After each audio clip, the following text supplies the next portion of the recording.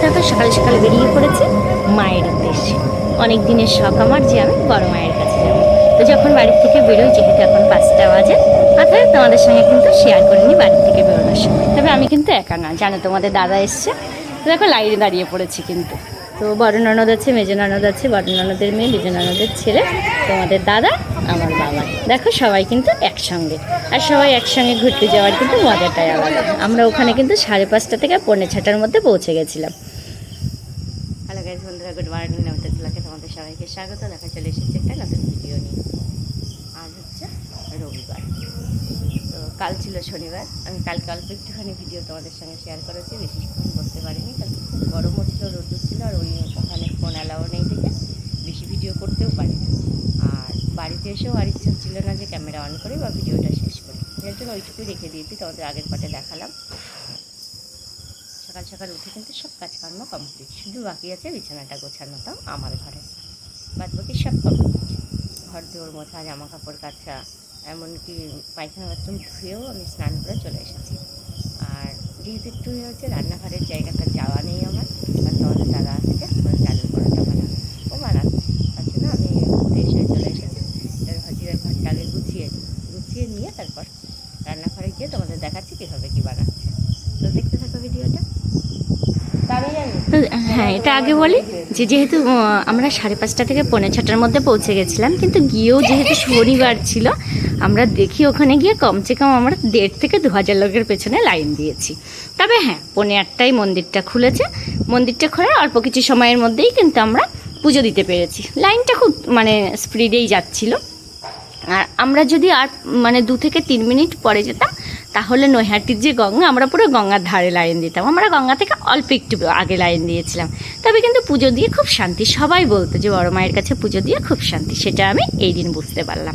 তবে সেই দিন আর পরে আমি বেশি কিছু শেয়ার করতে পারিনি। তো দেখো, পরের দিন রবিবার, তো উঠে আগে ফ্রেশ হয়ে নিয়েছি, কারণ শনিবারের যে গরমটা ছিল সেটাতে খুব শরীরটা টায়ার্ড লাগছিল।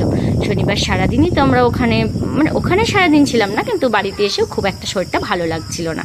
পরের দিন ওখান থেকে এসে তো আমরা ফ্রেশ হয়েই নিয়েছি, কিন্তু পরের দিনও সকাল সকাল উঠে আগে স্নান করে নিয়েছি, কারণ ঝড়ের একটা ব্যাপার ছিল।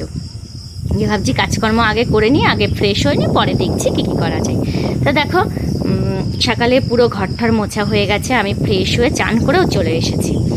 তো আজকে রান্নাবান্নার কোনো তাড়াটা আমার নেই, কারণ আজকে রবিবার, তোমাদের দাদা বানাবে খাবার।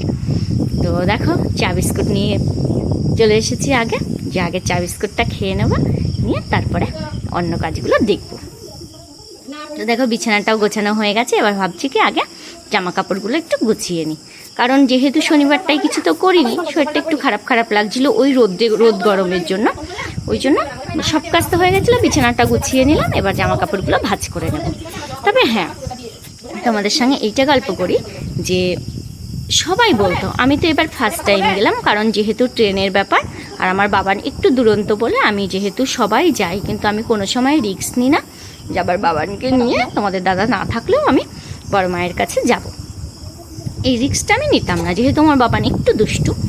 তো তবে বাচ্চা কাচ্চা একটু দুষ্টু হয়েই থাকে, আমিও একটু বলি, যে ওই জন্য আমি বাবাকে নিয়ে রিস্ক নিতাম না। তোমাদের দাদা এসেছে, আমি তো একটু একটু করে এদিক ওদিকে বেশ ঘুরতে যাই। তো তোমার দাদাকেও আমি আসার আগেই বলছিলাম, তুমি এবার আসলে আমি বড় মায়ের কাছে যাব।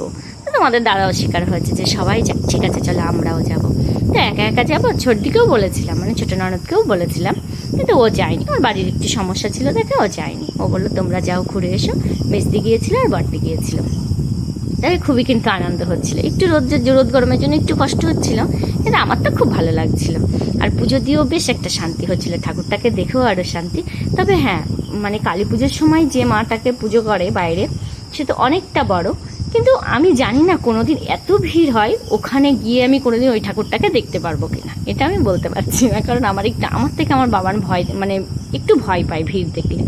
এখনও বাস গাড়িতে উঠলে, মা ভিড় হবে না তো ট্রেনে, তাহলে ও উঠতে ভয় পায়। ওই জন্য আমি আরও ওকে নিয়ে বেরোতে চাই না। যে বাসের রাস্তা হলে ঠিক আছে, যে বসে যাবো সিটে, কোনো অসুবিধা নেই, কিন্তু ট্রেনে ওঠা নামাতে ও একটু ভয় পায়, ভিড় হলে একটু কান্নাকাটি করে। বড় হয়ে গেছে তবুও। হ্যাঁ হ্যাঁ, ওপরের ওই বালতি দুটো নিচে নামাবো। আমি কালকে বললাম না।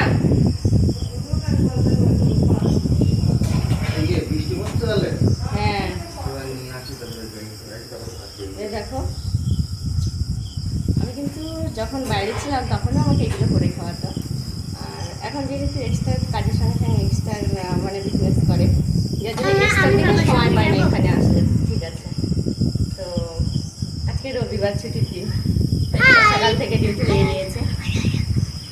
বানানো হচ্ছে আলুর পরোটা, না আর টক দই আসবে, সেটা আসলে গিয়েছিল বাজারে কিন্তু দোকানটা খোলা ছিল না।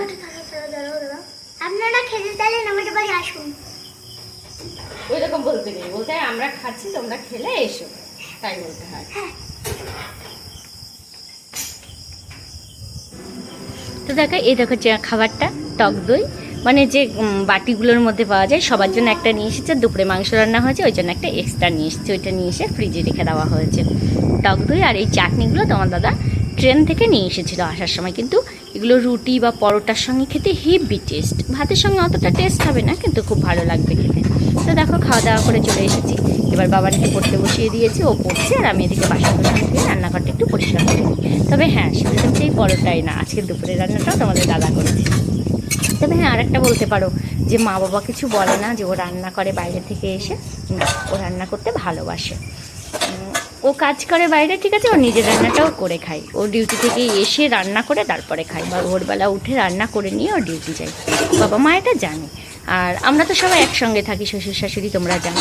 ও রান্না করছে বলে মা কিছু বলে না, কারণ জানে ও রাঁধতে ভালোবাসে। ও শুধু আমাকে নয়, আমি দেখা যাচ্ছে যখন থাকি না বা কোথাও এদিক ওদিকে যাই, তখনও মাকেও হেল্প করে দেয়, রান্না করে দেয়, যে মা ঠিক আছে তুমি ছাড়ো, আমি রান্না করছি, কোনো ব্যাপার না। আজকে যে রান্না করেছে আমরা কি একা খেয়েছি না, মা বাবাও খেয়েছে, কিন্তু মা বাবা কিছু মনে করে না, জানে যে রাঁধতে ভালোবাসে। এটা নিয়ে আমার কোনো সমস্যা হয় না। আমার বিয়ের পরেও আমি যখন ওখানে একা থাকতাম, আমার যেদিন ইচ্ছে হতো না বা ভালো লাগতো না, শরীরটা একা একা, সেদিন কিন্তু ওই রান্না করে দিত। আর প্রত্যেকটা সানডে মানেই ও রান্না করতো, মাছ হবে, মাংস হবে, বা যেটাই হোক না কেন, মানে যে কোনো এক্সট্রার কিছু খাবার সেটা ও রান্না করতো। আর প্রত্যেকটা কথা বলতে কি, রান্না করা জিনিসটা আমি ওর থেকেই শিখেছি, কারণ আমি বিয়ের আগে কিছুই রাঁধতে পারতাম না, কিন্তু সেটা আমি ওর থেকেই বিয়ের পরে শিখেছি, তাছাড়া কিছুই না। দেখো রান্না করেছি, এই যে ভাত, আমি রান্না করিনি, তোমাদের দাদাই করেছে। এই যে শাক ভাজা, হ্যাঁ তোমাকে বলি টাইম হয়ে গেছে, কিন্তু আমার ভিডিওটা যতটুকু, এটা একটা ডাটা সবজি দিয়ে তরকারি। দেখা হবে কিন্তু তোমাদের সঙ্গে একটা পরের ভিডিওতে, তাড়াতাড়ি আর একটা ভিডিও নিয়ে আসবো। এটা মাছের তরকারি, যেহেতু বাবা মা খায় না মাংস, ওই জন্য। আর এই যে এটা মাংস, আর আছে চাল। তো দেখা হবে একটা নেক্সট ভিডিওতে, খুব তাড়াতাড়ি নিয়ে আসবো তোমাদের সঙ্গে আর একটা ভিডিও শেয়ার করবো। তো ঠিক আছে, বাই, দেখা হবে একটা